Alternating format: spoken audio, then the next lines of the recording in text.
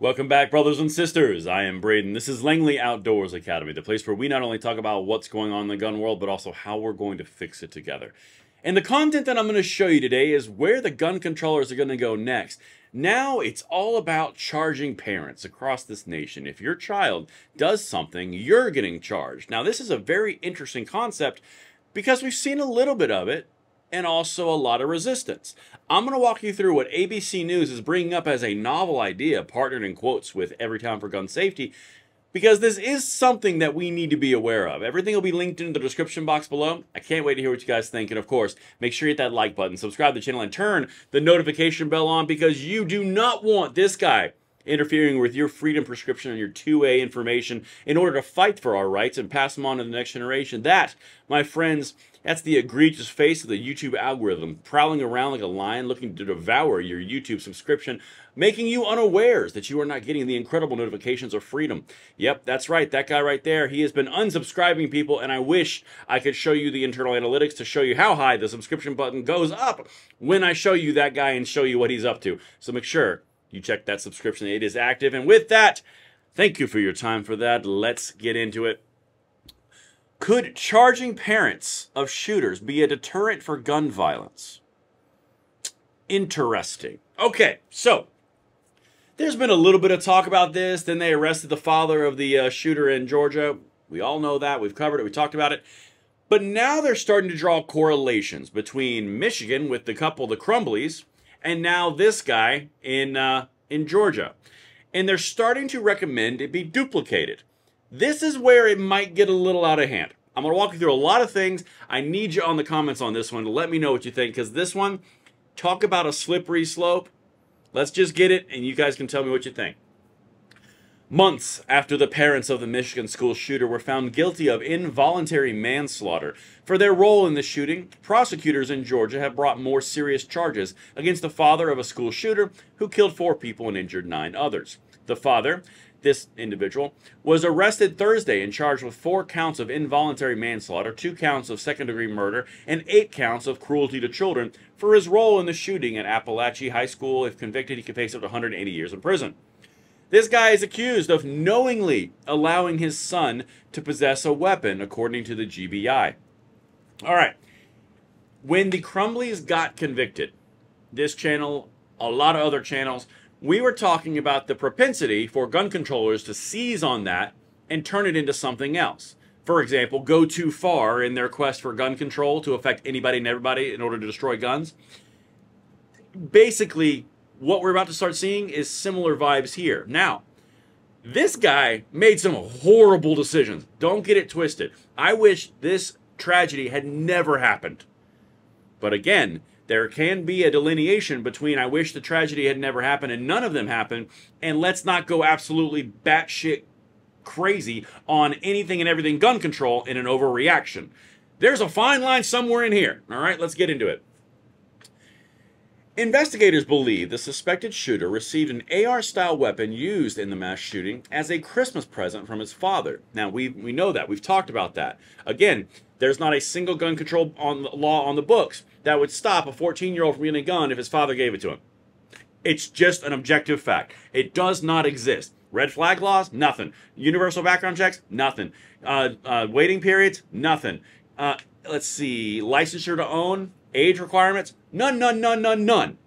All of it would have been completely circumvented because it's a 14-year-old.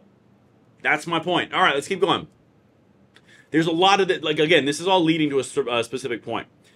In separate trials, the Crumbleys were found guilty of involuntary manslaughter and each sentenced to 10 to 15 years for a shooting carried out at the Oxford High School by their son. That was the one in Michigan. The parents had ignored several warning signs in the days leading up to the shooting and had just bought their 15-year-old son the weapon he used in the shooting, according to prosecutors. Now, we're getting into a different realm right here. And this is a very important thing to understand the difference in this debate. Because, on one side, if a minor grabs a gun from a gangbanger and then goes and commits a crime, is the parent responsible for the crimes of that child? Is that what they're suggesting? Or is it if the parent gives the child the gun because they can't buy it themselves and then something happens? Those are 2 equally plausible scenarios in today's universe, which is tragic and sad, but it's a reality where we're at right now. So which one of these? Is it both? Is it one? Is it only? Does it depend? That's the point. All these gun control laws have a propensity to be used out of context against people, which is why we always fight back against the universal background checks laws, because that would require a registry. That's the entire point. They are always trying to get something for a specific purpose, but they use it for another. We've seen it multiple times, but I continue. That's the big thing in the background. In all of our minds, we should be thinking about something like that. Quote, there do seem to be some similarities in that both the Crumbleys, and it would appear that Mr. Gray, this guy, didn't properly secure their firearms, and in fact, may have actually put the firearm in the hands of the child who went on to do a horrific thing at their school. Nick Saplia, the senior vice president of law and policy at Everytown, that guy is a really ardent gun controller. I've always quoted him. I will always quote him because he's so extreme. Quote, criminal charges here against this guy who purchased a weapon of war for his 14-year-old, weapon of war, there you go, child months after the FBI knocked at the door with the concerns about a potential school shooting. It is unacceptable as a moral matter, as a legal matter. It's a dereliction of responsibility, and he should be held accountable, Saplia said. Now again, the weapon of war thing is so asinine. I put it over there. All right, so I think one of the biggest egregious points that we have in this case is the FBI and the police were involved after he threatened a school shooting a year prior. I think that's a very bad thing. Don't get it twisted. That's pretty screwed up. And then 7 months later, his father gave him an AR-15, knowing that he said it, knowing the FBI and the police were there, and then the father goes, here you go. That's not a good look on anybody. Again, as I said in an earlier video, the failures were people failures. They were not an inanimate object failure. It was a whole lot of people and systems that failed. It was not an actual inanimate gun. All right, let's continue. This is the part where they start to lay out their case for why they think they can do this. The gross negligence, and this is the important piece. It seems like they're going down the road of if you supply the gun to the child, then you are guilty of gross negligence, therefore you're partially responsible. But again, where is it in relation to if the child does something from a different source, who's penalized? Was it the original gun owner it was stolen from? Was it the car it was stolen from? Like, what happened here? This is the gray area that gun controllers love to leave very, very up for subjection, or for a subjective review, all right? Another expert agreed the fact patterns between the Michigan shooter and the Georgia shooter are stunningly similar. You have a father giving a son who's quite young a firearm and with deadly tragic consequences, and there were some warning signs that were missed or not adequately responded to, Daniel Webster, director of Center for Gun Policy and Research at Johns Hopkins University, told ABC News. The set of facts are very similar, and in each case you have local prosecutors seeing what, in hindsight, certainly seems like stunningly irresponsible parental practices, bringing charges up against them. And again, that's the point that I really want clarification on. If you're going to go down this conversation, what does it actually imply? Because if you leave it up for broad interpretation, it could mean anything. Is the person who had the gun stolen out of their car guilty? It all points to this point right here. Safe storage. 3/4 of school shooters acquire their firearm from the home of a parent or close relative, according to the U.S. Secret Service, which examined 40 years of incidents. All right. Does that mean that there needs to be a law in place where an organization comes and checks all your guns are stored safely at random checks for your constitutional rights? Or does that just mean humans are more responsible? That's a valid question. Does it mean that they do get charged if they're grossly negligent?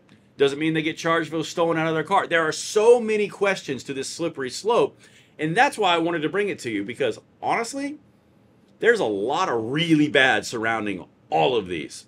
But this one in particular, this tragedy, this one reeked of failures of people, of systems, and of support systems that completely fell apart.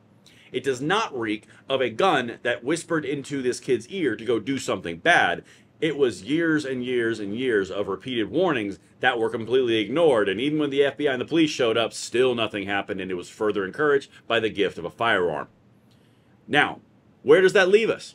Honestly, I don't trust the people who would put this out here, like Nick Saplia of Everytown for Gun Safety, or the Democrats who want gun control, in doing any type of legislation whatsoever, because it will have a malicious intent with a amazing lack of detail, which can be interpreted in a subjective manner to pinch you guys up further. That's my take on it. Let me know what you think in the comments below, and I'll see you on the next one. I'm Braden. See you later.